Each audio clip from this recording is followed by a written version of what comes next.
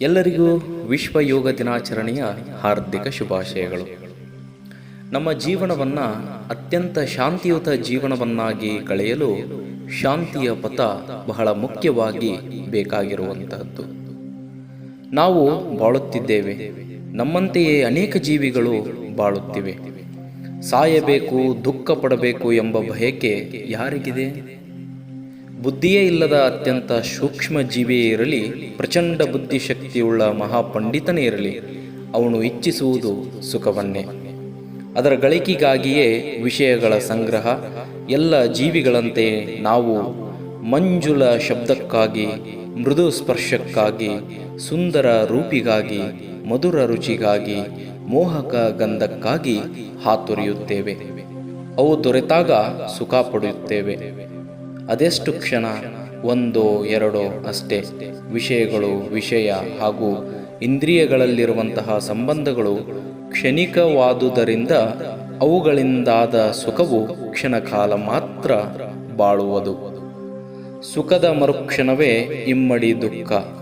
ಬಯಸಿರಲಿಲ್ಲ, ಬಯಸುವುದೂ ಇಲ್ಲ, ಆದರೂ ಅನಿವಾರ್ಯವಾಗಿ ಬಂತು. ಏಕೆ? ಅನಿತ್ಯವಾದ ವಿಷಯ ಸೌಖ್ಯಕ್ಕೆ ನಾವು ಮರುಳಾದುದರಿಂದ. ನಮ್ಮ ಮರುಳುತನ ಬಿಡಿಸಿ, ವಿಷಯ ವ್ಯಾಮೋಹ ಕೆಡಿಸಿ, ಎಂದೆಂದಿಗೂ ಅಳಿಯದ ಚಿರಂತನ ಸುಖದತ್ತ ಕರೆದುಕೊಂಡು ಹೋಗಬಯಸಿದರು ನಮ್ಮ ಮಹರ್ಷಿಗಳು. ಅವರು ಕರುಣಾಳುಗಳು. ನಾವೆಲ್ಲ ಅಖಂಡ ಶಾಂತಿ ಶರದಿಯಲ್ಲಿ ನಲಿಯಬೇಕೆಂಬುದೊಂದೇ ಅವರ ಮನೀಷೆ. ಅದಕ್ಕಾಗಿ ನಮ್ಮ ಬುದ್ಧಿಯ ಬಲಾಬಲಗಳಿಗೆ ಹೊಂದುವ ಅನೇಕ ಮಾರ್ಗಗಳನ್ನು ಪರಿಶೋಧಿಸಿದರು. ಜ್ಞಾನ ಮಾರ್ಗ, ಭಕ್ತಿ ಮಾರ್ಗ, ಕರ್ಮ ಮಾರ್ಗ, ಯೋಗ ಮಾರ್ಗ, ಇವು ಅವುಗಳಲ್ಲಿ ಕೆಲವು. ಒಂದು ಮಾತು ಮಾತ್ರ ಗಣನೀಯ. ಮಾರ್ಗಗಳು ಎಷ್ಟೇ ಇರಲಿ, ಅವುಗಳಲ್ಲಿ ಕೀಳು ಮೇಲಿಲ್ಲ, ಹೆಚ್ಚು ಕಡಿಮೆ ಇಲ್ಲ.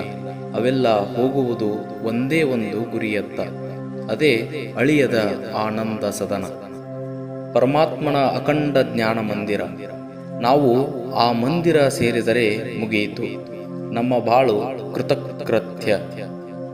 ಅಲ್ಲಿ ಜನನ ಮರಣಗಳಿಲ್ಲ, ರೋಗ ರುಜಿನಗಳಿಲ್ಲ, ದುಃಖ ದುಮ್ಮಾನಗಳಿಲ್ಲ. ಬರೀ ನಿರ್ಮಲ ದಿವ್ಯ ಶಾಂತಿಯೊಂದೇ ಎಲ್ಲೆಲ್ಲೂ ತುಳುಕುವುದು. ಅಲ್ಲಿಗೆ ನಾವೆಲ್ಲ ನಡೆದು ಹೋಗುವ ಅದು ಅತ್ಯಂತ ಸುಲಭವಾದ, ಸಾಮಾನ್ಯವಾದ ರಾಜಪಥದಿಂದ. ಆ ರಾಜಪಥವೇ ರಾಜಯೋಗ ಅಥವಾ ಅಷ್ಟಾಂಗ ಯೋಗ. ಆ ಅಷ್ಟಾಂಗ ಯೋಗದ ನೆಲೆ ಕಲೆಗಳೇನು? ಯೋಗ ಎಂದರೆ ಕೂಡಿಕೆ, ಬೆರಿಕೆ, ಸಂಗಮ. ವ್ಯವಹಾರದಲ್ಲಿ ಧನಯೋಗ, ರಾಜಯೋಗ, ಪತ್ನಿಯೋಗ, ಪುತ್ರಯೋಗ ಎಂಬ ಮುಂತಾಗಿ ಯೋಗ ಶಬ್ದವನ್ನು ಉಪಯೋಗಿಸುತ್ತೇವೆ. ಇಲ್ಲಿರುವ ಯೋಗ ಸ್ಥಿರವಲ್ಲ. ಒಂದು ದಿನ ಅವೆಲ್ಲ ವಸ್ತುಗಳು ವಿಯೋಗವಾಗುವವು. ಆಧ್ಯಾತ್ಮ ಭೂಮಿಕೆಯಲ್ಲಿ ಯೋಗದ ಅರ್ಥವೇ ಬೇರೆ. ಜೀವ ಪರಮಾತ್ಮನಲ್ಲಿ ಎಂದೆಂದಿಗೂ ಭಿನ್ನವಾಗದಂತೆ ಒಂದಾಗಿ ಹೊಂದಿಕೊಳ್ಳುವುದು ಯೋಗ. ಯದ್ಗತ್ವಾಣ ನಿವರ್ತಂತೆ ತದ್ಧಾಂ ಪರಮಂ ಮಮ.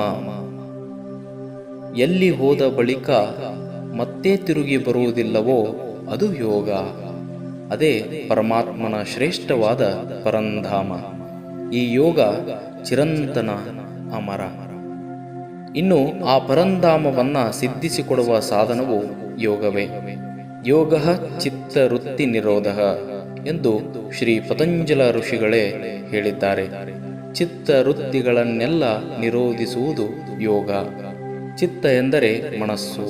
ಮನವು ಒಂದು ವಿಶಾಲವಾದ ಹಾಗೂ ಆಳವಾದ ಸರೋವರ. ಅದರಲ್ಲಿ ಪ್ರತಿಕ್ಷಣ ಅನೇಕ ತೆರೆಗಳು ಏಳುವವು, ಅಡಗುವವು. ಈ ತೆರೆಗಳಿಗೆ ವೃತ್ತಿ ಎಂಬ ಪಾರಿಭಾಷಿಕ ಸಂಕೇತ ಇದೆ. ಈ ವೃತ್ತಿಗಳನ್ನು ಎರಡು ವಿಧವಾಗಿ ವಿಭಜಿಸುತ್ತಾರೆ. ಒಂದು ಅಂತಃಕರಣ ವೃತ್ತಿ, ಇನ್ನೊಂದು ಮಾಯಾ ವೃತ್ತಿ.